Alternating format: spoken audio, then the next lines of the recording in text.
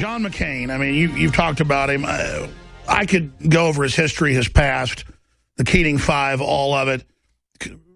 The fact that he's just a globalist all the way. But Trump comes out and says because he got captured, that's not a hero. Well, I mean, it's heroic to fly off the decks of boats and have that courage. I mean, I think that was a stupid comment. But, boy, what if Trump really knew about McCain? I mean, all the stuff he did, being a trustee at the Hanoi Hilton. Can you give us the data dump on McCain?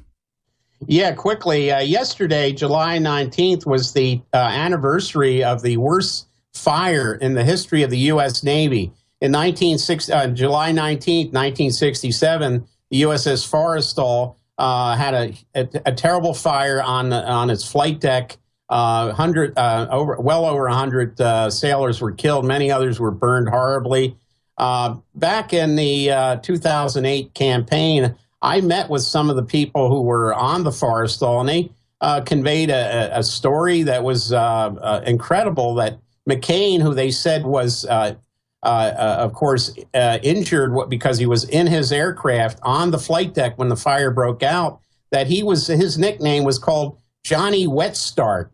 And a wet start is where a guy on the flight deck would basically rev his engines, and then you know how you shake a lighter and then you flick it and you get like a big flame shoots out? Well, apparently it was possible to do that with his aircraft, his A4 aircraft, and so there was an issue that McCain and the CEO of the Forrestal, Captain Belling, were using 1935 bombs, 1,000-pound bombs, because you get more bang for your buck when you drop these things over Hanoi or Haiphong. Other people said, look, they're unstable. It's 1935 munitions. Use a safer 500-pound bomb. And McCain, who wore his daddy's rank, his dad was a commander of the Pacific Fleet. He decided, no, I want to use 1,000-pound bombs. And so he and the CEO basically conspired to keep using these. So when McCain did this Johnny Wet Start maneuver, apparently it cooked off a Zuni rocket that was in the plane behind his. Now, the Navy Court of Inquiry shows footage of, no, that's impossible. McCain's plane was the back of it was parked out to the sea, so he couldn't have done anything like that. Well, look, the Navy handled the Board of Inquiry, and one thing I know about the United States Navy, having served in the Navy, 10 years of active duty and 4 years in the reserves, is that the one thing they excel at is cover-ups. I've seen more acts of cover-ups in the Navy than acts of heroism. And what the Navy Court of Inquiry did in that case of the Forrestal fire was to exonerate McCain, make sure that nothing stuck to him. As a matter of fact, he was the first sailor taken off of the Forrestal and helicoptered over to the Oriskany, because people on the Forrestal, I was told by crewmen, knew what he had done and basically wanted to have a piece of Johnny Wet Start after they saw their friends blown off the flight deck and horribly burned. So I just wonder whether Donald Trump knew about the significance of July. Yeah, and by the way, this has even been in mainstream news a decade ago. This is known, and then I've had the people on. It's come out about how he was a trustee at the Hanoi Hilton who got women, good food, everything. Yeah, and that he, I was told by people during the 08 campaign, some of whom were POWs in Vietnam, North Vietnam, said he was singing like a canary, that he gave 6 months worth of Navy operational flights, planning schedules to the North Vietnamese for better treatment. So it's worse than Trump said. It's not that he's not a hero, he's a traitor. Yeah, it's worse. We know this. He's a piece of work. Wayne Madsen, thank you so much for your time. I want to talk about a perfect storm today. And the perfect storm I'm going to discuss is a really good perfect storm. I have prayed, literally, to be able to find a high-quality gun sponsor that is affordable and that is extremely well-made and effective that I can promote to my audience.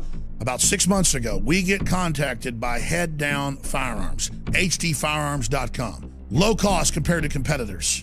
Super high quality, super lightweight, super accurate, and the experts salivate over it and love it. Their entire line of 5.56, 308, and their accessories are simply amazing, and it's designed by battle-hardened vets that know what they wish they would have had. You need to go to hdfirearms.com today, or you can visit headdownproducts.com. That's headdownproducts.com.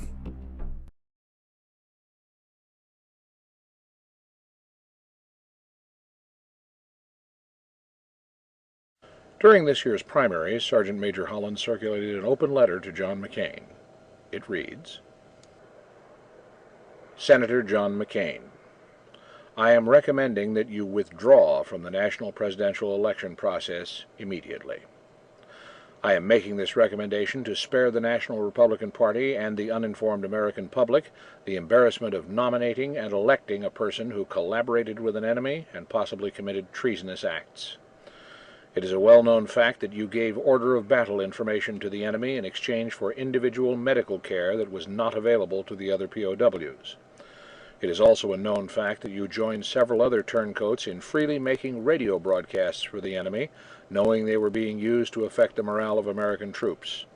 On several occasions, in violation of the Code of Conduct for Prisoners of War, you gave unauthorized interviews to foreign nationals, and to ease their efforts, you spoke to them in their native language.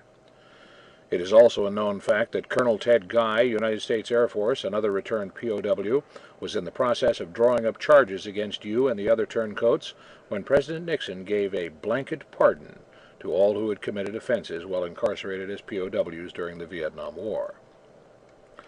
Since you have been serving in the House and the Senate, you have constantly hindered every effort to resolve the POW MIA issue. You did this while posing as a friend of the issue. Only those knowledgeable of the POW MIA issue knew this and tried to refute you. You used your position to disparage these resolution seekers, drastically thwarted the truth, and served as an agent provocateur for whomever it is you owe your allegiance to. I am Sergeant Major John R. Holland, United States Army retired, 3-war infantry vet, POW MIA activist, and member of the National Republican Party.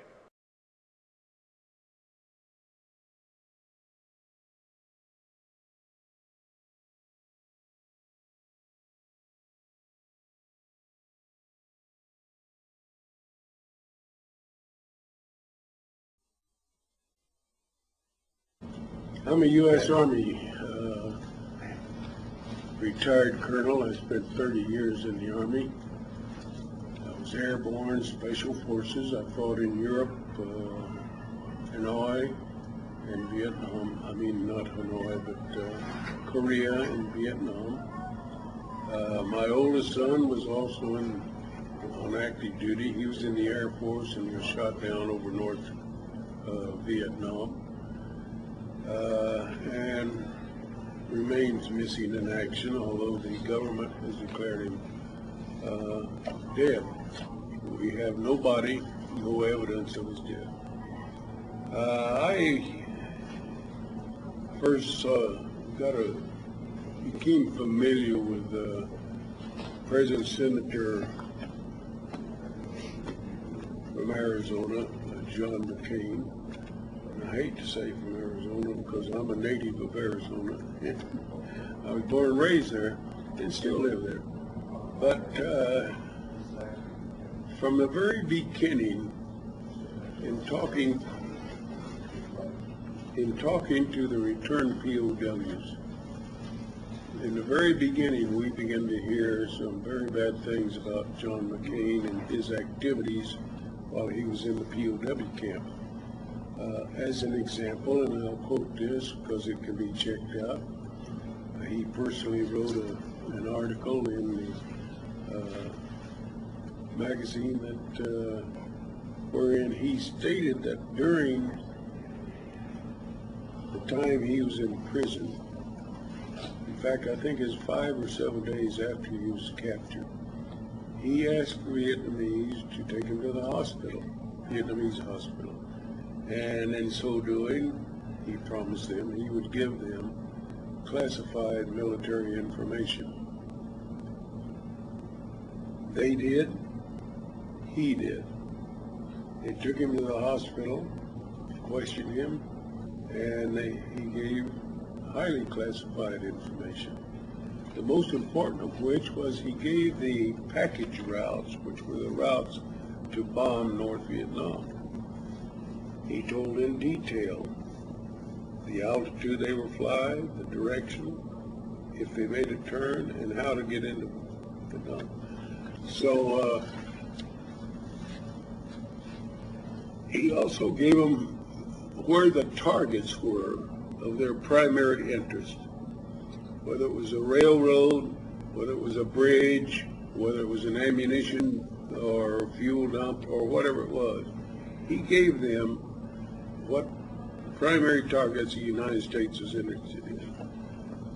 After he gave them that information, then the Vietnamese naturally moved their anti-aircraft defenses into those areas and built them up and strengthened them. They also moved aircraft weapons into the package routes of where the airplanes were flying in or egressing. The result of this, according to the information that came out later on in intelligence, was that the Vietnamese started knocking down our aircraft in greater amounts than they had before. In fact, there was an estimate that we started losing 60% more aircraft and more men than we had previously. This went on for about a month, and it got so bad that they finally called off the bombing of North Vietnam because of the information McCain had given to them. John McCain's 1969 Tokyo Rose propaganda recording has been released. Reporting for True News, this is Edward Zoll. While in captivity in 1969, U.S. Senator John McCain recorded a Tokyo Rose-style propaganda message that was broadcast on North Vietnamese radio. To the Vietnamese people and the government of the DRVN, from John Sidney McCain, 624-787, Lieutenant Commander, U.S. Navy, born 29 August 1936, Panama, home state, Oregon. Shot down 26 October 1967, A-4E aircraft. I, as a U.S. airman, am guilty of crimes against the Vietnamese country and people. I have bombed their cities, towns, and villages and caused many injuries, even death, to the people of Vietnam. I was captured in the capital city of Hanoi while attacking it. After I was captured, I was taken to the hospital in Hanoi, where I received very good medical treatment. I was given an operation on my leg, which allowed me to walk again, and a cast on my right arm, which was badly broken in 3 places. The doctors were very good, and they knew a great deal about the practice of medicine. I remained in the hospital for some time and regained much of my health and strength. Since I arrived in the camp of detention, I have received humane and lenient treatment. I received discount treatment and food, even though I came here as an aggressor, and the people who I injured have much difficulty in their living standards. I wish to express my deep gratitude for my kind treatment, and I will never forget this kindness extended to me. This audio recording was found in a misplaced file in the National Archives in Washington, D.C., and the broadcast was captured by the CIA's Foreign Broadcast Information Service.